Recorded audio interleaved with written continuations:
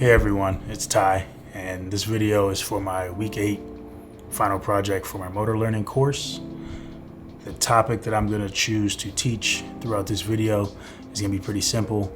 It's going to be just throwing a football. Before we begin, this will be a 2-part video. This first part will be kind of introducing the skill along with the motor learning concepts that I chose while teaching it, and then we will transition into the actual performance portion with an actual participant where I can give them cues and help them actually perform the movement. Some of those movements will be extremely over dramatized because my participant knows how to throw a football, but we're just going to pretend that they do not. So beginning, we're going to discuss the 2 topics that I'm going to use throughout this video. We're going to discuss the knowledge of performance and then the knowledge of results as part of the feedback process, along with proprioception and how to teach the learner how to use their internal feedback to identify mistakes and correct them. The second portion I'm going to talk about is we're going to be using the freezing of degrees of freedom when we're teaching the movement to kind of illustrate how we can make the movement less complex for the learner as they're beginning, and then release those degrees of freedom as they become more proficient and make less mistakes. So before we go ahead and transition into the actual performance portion, I'll give a little bit of feedback and background about the actual skill. Throwing a football would be considered as a closed skill. It has a clear defined beginning and end. The beginning being the initiation of the throw, and then the ending being the actual ball leaving the hand of the quarterback or the thrower. And we're going to say that it is a stable, closed skill with a predictable environment in the practice form. So that means there's no defenders, you have no crowd noise, no pressure, no constraints when you're in the practice performance. When you transition to the game, that's where it all changes. However, that's a different topic of discussion.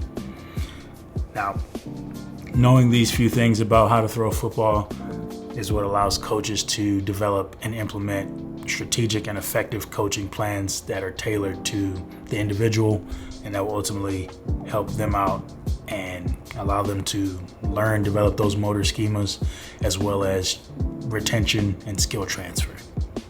So now we're going to go ahead and transition to the daytime and outside with my actual participant, where we will go through the actual teaching of the movement.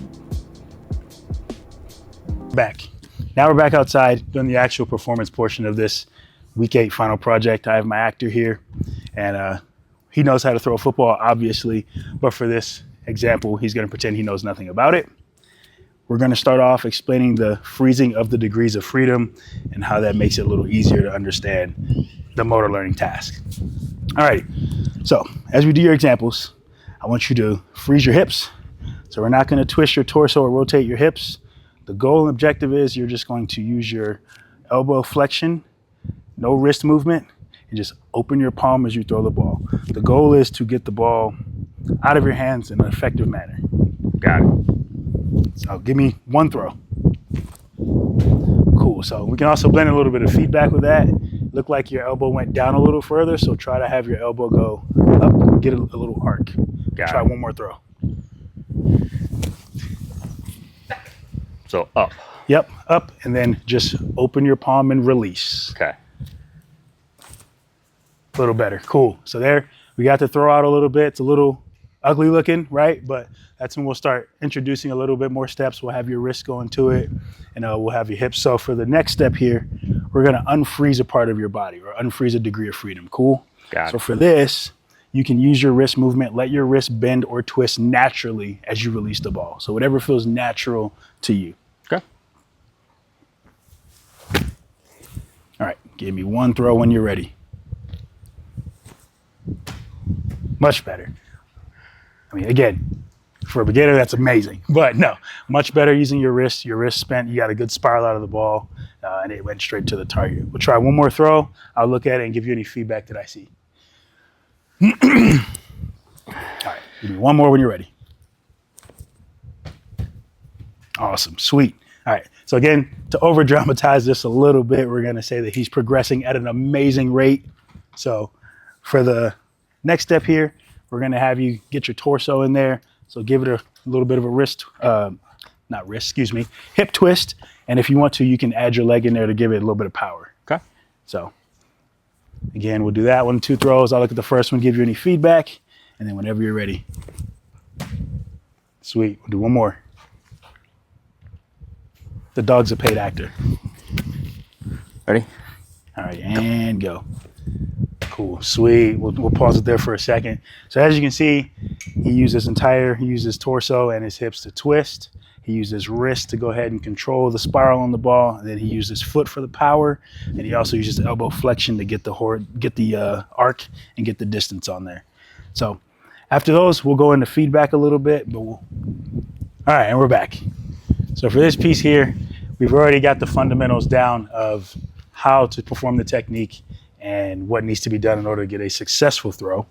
Now we're going to have some goal setting, and we're going to do some knowledge of performance, knowledge of results, and we're going to explain proprioception, so what he should be feeling or sensing as he's going through the movement. All right, so for this, we're going to focus on some goals real quick. So I'm going to move this 3 different times. I want you to do 3 throws. Each time I want you to try to get the ball on the target, pretty much. Okay. So take your time, remember your technique, follow through and everything, and then whenever you're ready, we'll do the first throw. I'll get your misses or makes. Okay. All righty.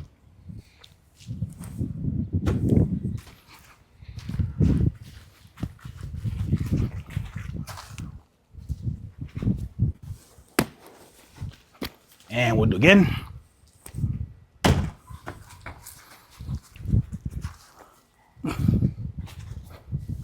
And last one for this one. Nice. We'll count that as a make, even though it bounced out. Alrighty, so I'm gonna move it, and we'll kind of reset, give you a different target to hit. And then, so I'll give you some feedback real quick for those first 2 throws. Okay. Kind of look like you were just overthrowing it for the most part, not really accuracy problem, more like a strength problem. So if I was you, maybe just reduce the amount of torso movement if you can, and then just keep the same fundamentals you have. So again, we're gonna go 3 here, try to get into the target, whenever you're ready.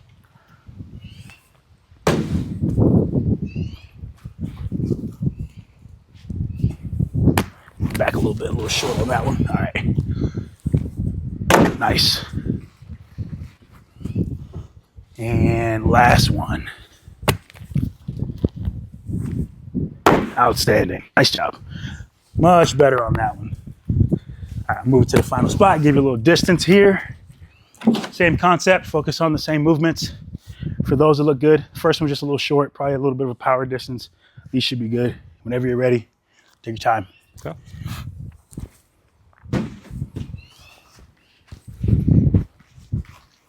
All righty, 2 more.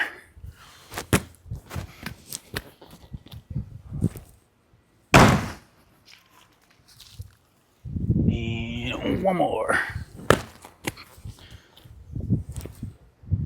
Money, that's perfect. All right, sweet. So we'll give a little bit of feedback for that real quick. I think you hit 4 out of 9 or 3 out of 9, give or take. Yeah. So overall, not bad. I mean, it's not really a target, we'll say, but makeshift target. But so far, that was a good job. Your technique looked good. Again, that just comes with practice. We'll go over proprioception a little bit, so what you should feel as you go through the motions. So as you're kind of throwing the ball, you'll kind of notice where your elbow is in space, and you'll kind of notice that flick as you're releasing the ball. Paying attention to those cues will help make sure that you have the right release and the correct form, and the ball goes where you want it to go. As far as power, I'd say digging in that foot with that torso movement, that just controls your power. Obviously, this is a finite area, but we're not gonna launch any football fields or anything. But if you do need to increase your power, just dig your foot harder, you'll feel it, and just use that momentum to transfer up your body and release the ball. So real quick, we'll go over kind of a summarization of the knowledge of performance, knowledge of results, and the proprioception piece. So the knowledge of results, we said you made, I believe, 4 out of 9, maybe 3. We'll say 4 just for a good measure, right? So that gives you a goal. So right now you're at about almost 50%, we'll say 40%. So the goal is to keep practicing the technique, keep doing those follow-throughs that you're doing so you can get better. You can have better goals and you know where you stand. That way you have kind of an internal sense of kind of motivation to do better the next time. And then the knowledge of performance, right? When you're doing your actual movement itself, we'll make minute adjustments or we'll change things, tweak things that don't look like the optimized way or whatever feels comfortable for you. That way we get those knowledge of results a little better. Proprioception, same thing. You kind of use your senses to kind of internally tell yourself what feels right. So as you get better at the movement, if you just like go like throw the ball, you're like, I messed up. My wrist was out of place. You know that because of the proprioception, the spatial awareness of your body and the joints in space. And that's it for this piece. Any questions for me? See you in the combine in 2030. Appreciate your help.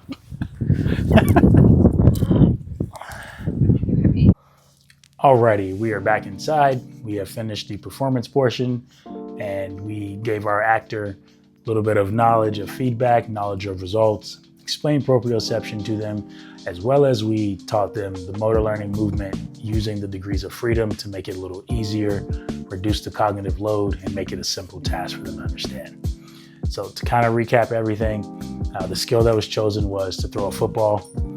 We used our actor to freeze the joints in order to make the task simple so that they can have a clear understanding of the motions and the motor techniques needed in order to do a confident, successful throw. Once we developed that motor schema a little bit more, we transitioned to some goal setting. We provided some goals for them to complete during the practice session. As well as with that, we combined some feedback. So we did knowledge of results whenever a repetition or an attempt didn't go the way that we wanted it to, or if it was unsuccessful. As well as we provided knowledge of performance, and we included that as well as the knowledge of results. So when they didn't hit their target, we were able to kind of explain what can be done better to replicate the optimal movement. Now, going with that, we also described what proprioception was and explained it to the concept of what you should feel as you were performing the movement. That way, as they progress, it will strengthen their internal sense of feedback so they know what feels right. They know how to replicate the optimal results, as well as if something doesn't feel right, they know what went wrong. Those can be combined with augmented feedback to provide tailored feedback so that way the performer knows exactly what to do to make sure they get the same outcome or similar outcome every time, because you practice to perfection. Perfection is not always possible. And then after that, we use the combination of all of the three of those things along with the degrees of freedom. We explained how that works to make it a simple task and easier to learn.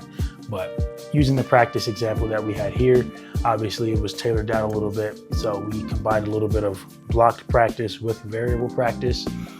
However, you wouldn't probably want to do variable practice on the first time you're teaching someone. But for this concept, the variable practice sense would be moving the target and the distance. We kind of played with those parameters a little bit so that we can strengthen that motor schema so it translates a little better for skill retention. So ultimately, we combined a little bit of block practice to learn the movement, and then we fast forward into variable practice so that we can illustrate a tailored coaching program for development further. So that was a quick recap of everything. I hope you guys enjoyed the video. Thank you. Have a great day.